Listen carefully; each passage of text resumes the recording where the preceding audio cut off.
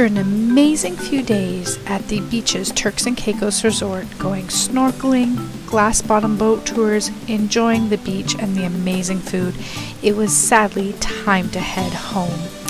The Providenciales Airport is a smaller airport, but it has everything you need. You can get some snacks while you're waiting for your flight, and there's some TV entertainment.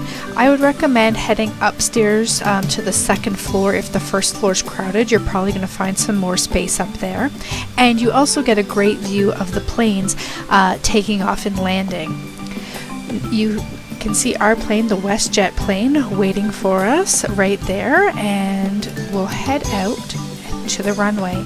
Now, the Providenciales Airport only has one runway, so you have to head all the way down to the end of the runway, turn around, and then take off.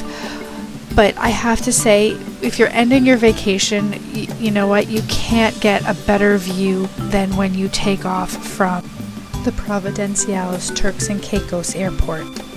Don't forget to check out our other videos from our vacation. Enjoy this video and the views that it offers, and don't forget to subscribe to the Little Miss Kate YouTube channel for more family travel adventures.